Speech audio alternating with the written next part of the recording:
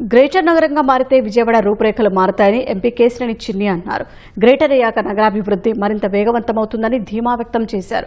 ప్రత్యామ్నాయ రోడ్లు, మురుగునీరు, వాననీటి కాలువల సమస్యను త్వరలోనే పరిష్కరిస్తామన్నారు. విజయవాడ అభివృద్ధి ప్రణాళికలపై ఎంపీ కేశినేని చిన్నితో మా ప్రతినిధి కనకారావు ముఖాముఖి. విజయవాడ ఎంపీ చిన్ని గారు మనతో ఉన్నారు. ఆయన మరిన్ని విషయాలు తెలుసుకుందాం. సార్ చెప్పండి, ప్రధానంగా ఈ రోజు శంకుస్థాపన జరిగింది. ఈ రోడ్లు కానీ ప్రత్యామ్నాయ రోడ్లు విస్తరణ జరిగితే ఎలాంటి ఉపయోగం జరుగుతుంది అంటారు? ఇవాళ గత 20 సంవత్సరాలు విజయవాడ నగర వాసుల కోరిక, ఆటోనగర్లో లారీలు 24 గంటలు ఆటోనగర్ ప్రాంతానికి రావాలని విజయవాడ నగరవాసుల కోరిక. ఎందుకంటే ఈ 1,00,000 మంది కార్మికులు ఇక్కడ పనిచేస్తూ ఉంటారు. లారీలు విజయవాడ నగరంలోకి ఎంటర్ అవ్వాలంటే చాలా ట్రాఫిక్ భారీగా ఉండేది. కానీ 24 గంటలు 24/7 విజయవాడ నగరంలోకి, ముఖ్యంగా ఆటోనగర్లోకి లారీలు ప్రవేశించే విధంగా ఈ 3 రోడ్లు డిజైన్ చేయడం జరిగింది. సిఆర్డీఏ ఆధ్వర్యంలో 105 కోట్ల రూపాయలతో ఈ పనులు చేపట్టబోతున్నారు. కాబట్టి 7 నియోజకవర్గ ప్రజలకి ఉపశమనం కలిగినట్టు.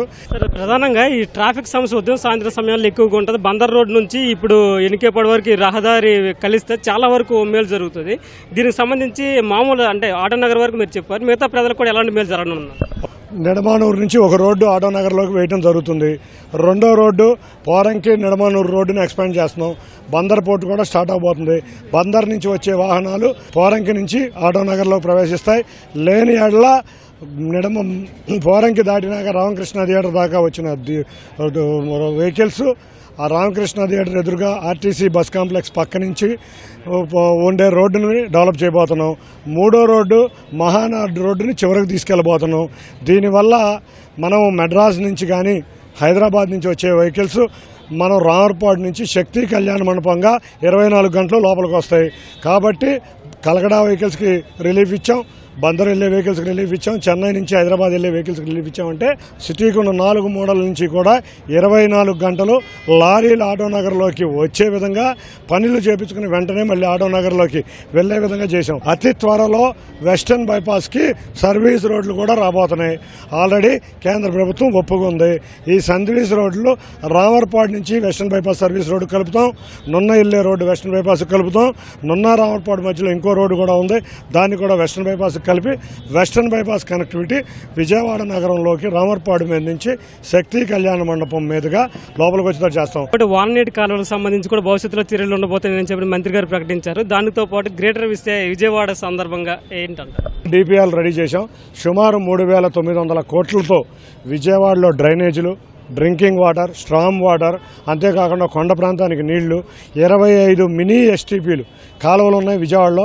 ప్రతి కాలువలో మురుగు లోపలికి వెళ్లకుండా 25 మినీ ఎస్టీపీలు, పార్కులు తయారు చేయటం, వైవీరావు హాస్పిటల్ దగ్గర కనెక్షన్ బ్రిడ్జి, అమెరికన్ హాస్పిటల్ దగ్గర కనెక్షన్ బ్రిడ్జి, ఇటువంటి ఎన్నో సౌకర్యాలతో 3,900 కోట్లు ఖర్చు అవుతుందని డిపిఆర్లో తెలిసాం. 15వ తారీఖున కలెక్టర్ గారు, గౌరవ ఎమ్మెల్యేలు, నేను అందరం సీఎం గారికి టైం ఇచ్చారు. విజయవాడ మీద విస్తృతంగా చర్చించి విజయవాడే కాదు ఎన్టీఆర్ జిల్లాలో ఉన్న సమస్యల్ని ముఖ్యమంత్రి వారిలో దృష్టి తీసుకెళ్తాం. అన్నిటికన్నా ముఖ్యంగా ఇవాళ గ్రేటర్ విజయవాడ, అమరావతిలో భాగం ఈ విజయవాడ. నిజంగా చాలా ఆనందం. ఒక క్యాపిటల్లో మన విజయవాడ వచ్చిందంటే ఎన్నో సంవత్సరాల కోరిక. అమరావతిలో భాగమైన ఈ విజయవాడలో ఈ గ్రేటర్ విజయవాడ కాబోతున్నందుకు, ఎందుకంటే విజయవాడ ప్రజల సెంటిమెంట్, విజయవాడ ప్రజల కోరిక, విజయవాడ చుట్టుపక్కల గ్రామాల ప్రజల కోరిక. ఎందుకంటే మెరుగైన సౌకర్యాలు రావాలి. హైదరాబాద్ లాంటి నగరం ఒకప్పుడు విజయవాడ హైదరాబాద్తో పోటీ పడిన నగరం.